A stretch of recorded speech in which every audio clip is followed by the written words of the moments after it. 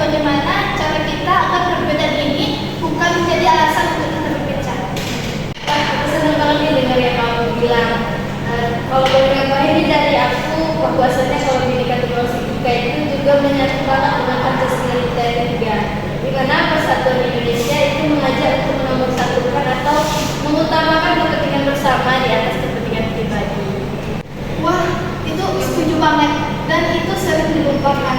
Ngomong-ngomong nih, kamu sebagai host dan generasi muda, ngerasa gak sih banyak orang-orang yang mudah marah atau mereka akan terganggu terhadap satu hal yang mereka alami, yaitu perbedaan pendapat?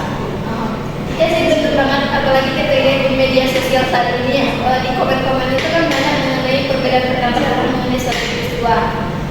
Tapi tanggapan mereka bahwasanya itu menjadi permusuhan, padahal hal itu ada di dalam undang-undang pasal 28E ayat yang ketiga Undang-Undang 1945 yang mengatakan bahwasanya adanya kebebasan dalam berpendapat gitu. Itu dia. Jadi kebebasan berekspresi kita itu tidak hanya untuk menyerang orang lain, tetapi kita harus berpegang teguh terhadap etika dan toleransi. Nah, benar banget nih. Terus dalam kehidupan sehari-hari kamu sendiri, pernah nggak ngalamin kalau kamu tuh adanya perbedaan tetapi tetap satu gitu? Pernah itu waktu aku SMA, temanku itu banyak berasal dari luar daerah, itu pun langsung di luar pulau. Nah, dari situ kami sering diskusi bagaimana perbedaan kami terhadap bahasa, suku, ataupun itu kepercayaan. Dan dari situ kami belajar bersatu itu tidak hanya kuncinya itu harus berkomunikasi dan empati. Wah, keren banget nih dari Kak Tati. Jadi pengalaman nyata itu bisa dijadikan sebagai nilai-nilai kebangsaan, bukan cuma dari teori pembelajaran kita saja. Betul. Sekarang giliran aku nih nanya ke kamu. Kamu sebagai generasi muda, bagaimana cara kamu untuk menjaga makna Bhinneka Tunggal Ika itu di zaman digital ini?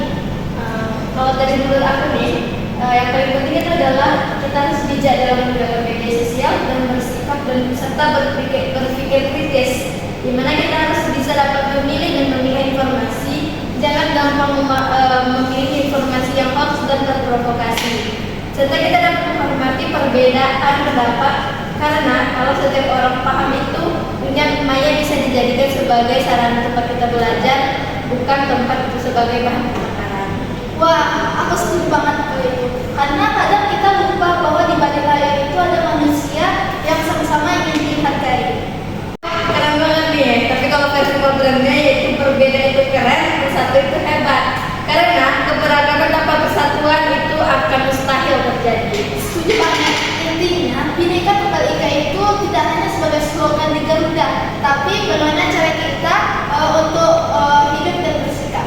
Nah, bener banget nih. Terima kasih juga kepada Tati nih sebagai narasumber kita di kali ini, dan buat para pendengar semua, semoga obrolan kami kali ini dapat menjadi pembelajaran bagi kita semua, serta tetap menjaga semangat kebinekaan di era digital kita saat ini. See you next time.